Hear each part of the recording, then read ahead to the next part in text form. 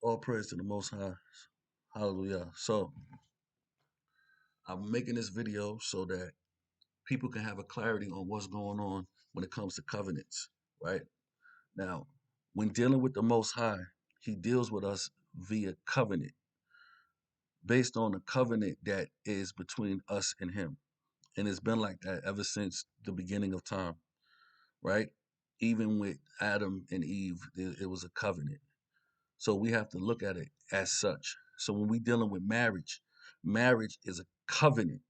This is something that is dear to Yahuwah.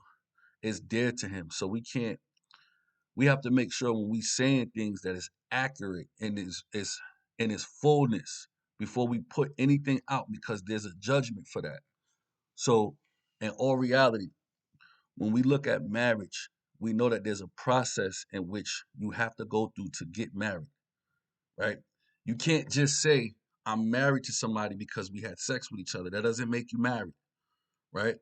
There's a process. Even when we were stepping into covenant with the Most High, there was a sealing of the covenant that had to take place. You know what I mean? If you look at Exodus 24 and you go and you read through it, it'll show you that even Moshe, he spread blood and he sprinkled blood on them, right? And that was representation like of the sealing of the covenant.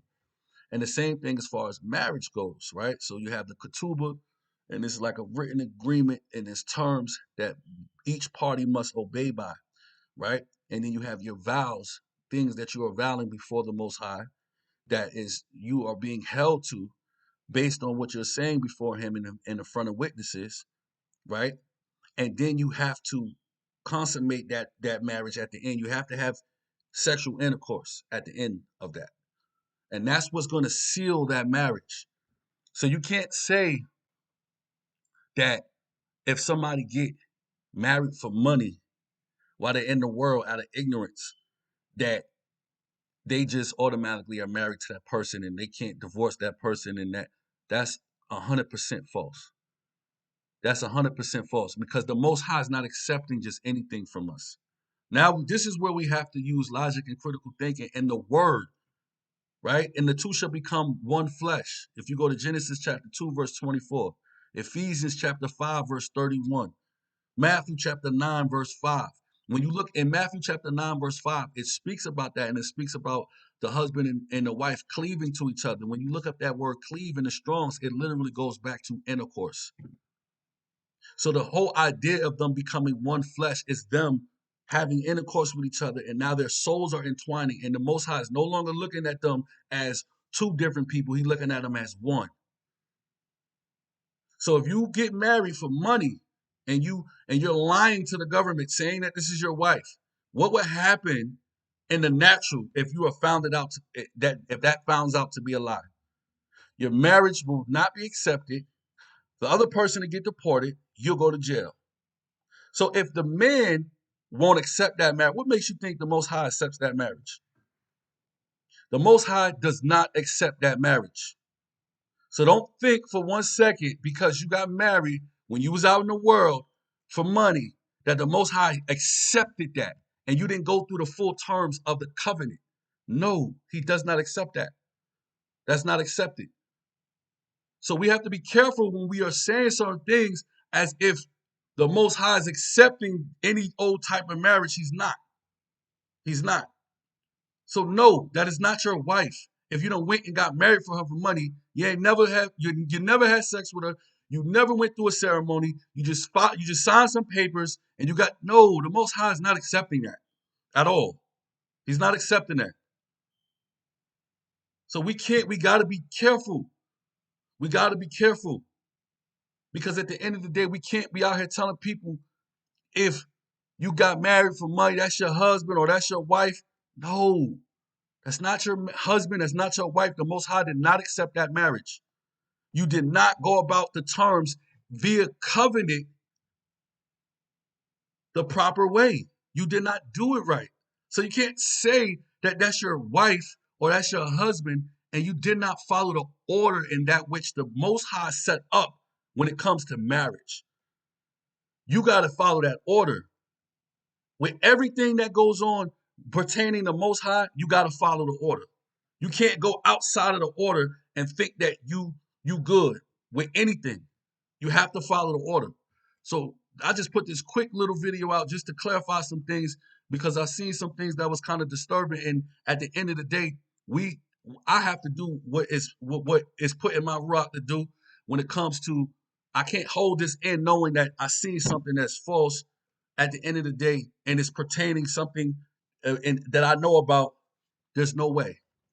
You're not married unless you go through the proper procedure when it comes to a covenant and marriage. That's a fact, right? When Isaac got married, what happened? He ended up having to have intercourse with his wife. Same thing with Jacob. You have to seal that marriage.